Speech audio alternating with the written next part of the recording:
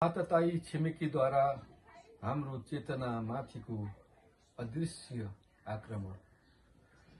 पश्चिमाले उचालेर हो हाम्रो जेनेरेसन जेड जागेको भन्ने कथा सुन्न कति सजिलो छैन।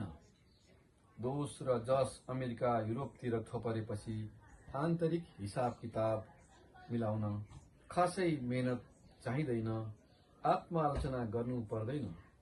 असहज प्रश्नबाट अम्कन पाइन्छ। आफ्नो आँगनको फोहोर नदेख्ने छिमेकीको छाना गन्ने बानी हामीमा पुरानै हो, तर यथार्थको भित्री पाना पल्टाउँदा चित्र भने निकै असजिलो देखिन्छ। हामीले आफ्नै घरको आँगनमा उभिएको छायालाई पुरै व्यवस्था गरेर टाढाबाट परेको परछाइमाथि मात्र चिच्याइरहेका छौं, कराइरहेका छौं।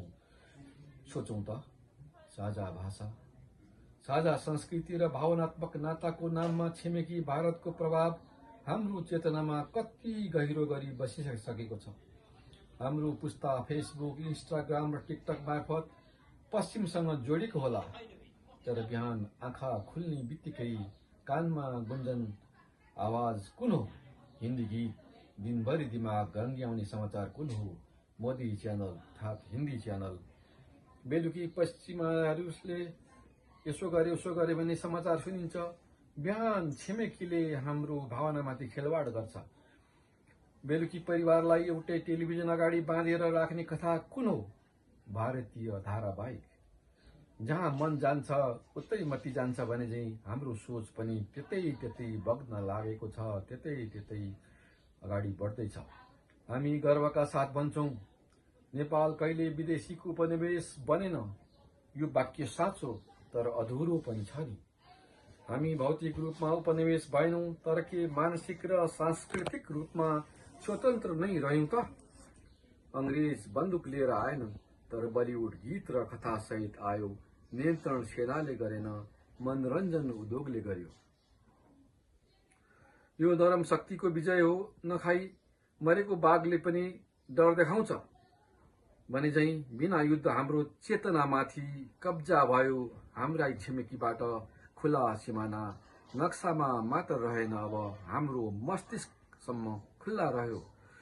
अब नेपाली युवाले सडकमा परिवर्तनको नारा लगाए, धेरैले तुरुन्तै ठोक्का गरे। यो त पश्चिमी सोचको नक्कल हो, तर ती नारा कुन भाषामा थिए? अंग्रेजीमा थिए? अवश्य थिएनन्।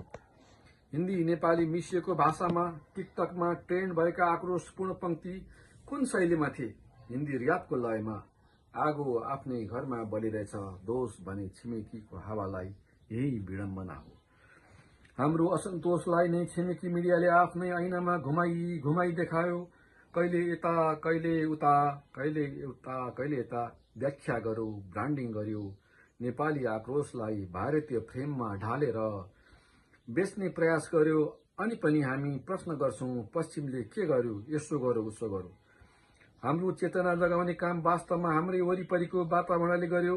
साझा भाषाले सूचनाको प्रभावलाई चाँडो बनायो। दिल्ली मुम्बईमा उठेका बहसहरू काठमाडौँमा छलफल बन्न समय लागेन।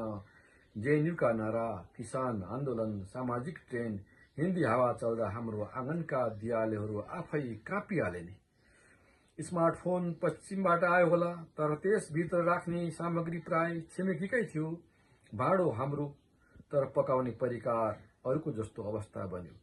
सबैभन्दा खतरनाक पक्ष यही हो, सांस्कृतिक निकटता। पश्चिमी प्रभावलाई हामी सहजै विदेशी भनेर चिन्न सक्छौं, शंका गर्छौं, तर भारततिरबाट आउने प्रभाव हामी आफ्नै ठान्छौं। आफ्नै मान्छेले काट्दा घाउ देखिँदैन भन्ने उखान यहाँ ठ्याक्कै लागू हुन्छ। यहीबाट मानसिक आत्मसमर्पणको सुरुवात भयो। यहीबाट मानसिक आत्मसमर्पणको सुरुवात हुन्छ। विचारको युद्धभूमिमा जब शत्रु र मित्र एउटै वर्दीमा आउँछन्, तब चेतना हार्छ। भ्यालेन्टाइन डे आयो कि मौलिकता मासिने डर गर्नेहरू भारतीय धारावाहिकको अविश्वसनीय दृश्यलाई भने मनोरञ्जन भनेर सहजै पचाउँछन्। प्रश्न गम्भीर छ। प्रश्न धेरै नै गम्भीर छ। खुला किताब जस्तो देखिने प्रभाव खतरनाक कि मित्रको भेषमा आएको आक्रमण? अवश्य मित्रको भेषमा आएको आक्रमण सबैभन्दा खतरनाक हुन्छ। मिडियाको वर्चस्वले हाम्रो दृष्टिकोण नै कब्जा गरिसकेको छ। आज नेपालमा कुनै घटना भयो भने त्यसको पहिलो व्याख्या कहीँ कतैबाट बाहिरबाट आउँछ। हामी आफ्नै आँखाले होइन अरूको क्यामेराबाट देश हेर्न बानी परिसकेको छ। जसले कथा लेख्छ उसैले इतिहास बनाउँछ भन्ने सत्य यहाँ झन् स्पष्ट हुन्छ। अब मूल प्रश्न के नेपाली युवा आफै सोध्न सक्दैनन्? सक्छन्, तर समस्या त्यही हो। सूक्ष्म भएर अथवा सक्षम भएर पनि हामी आफ्नो कथा अरूलाई लेख्न दिइरहेका छौं। आफ्नै आन्दोलनलाई आयातित लेभल टाँच्न दिइरहेका छौं। आफ्नो हातको चुरा अरूले नापिदिँदा चित्त बुझाउने मानसिकता कति खतरनाक हो, कति भयावह स्थितिको सृजना हो। अब आत्मविश्लेषणको समय आएको छ। अन्त्यमा युवा पुस्ता समक्ष आग्रह, मानसिक उपनिवेशवादको साङ्लो चुडालौं। विदेशी होस् वा छिमेकी कसैको प्रभावलाई आँखामा पट्टी बाँधेर पछ्याउने बानी त्यागौं।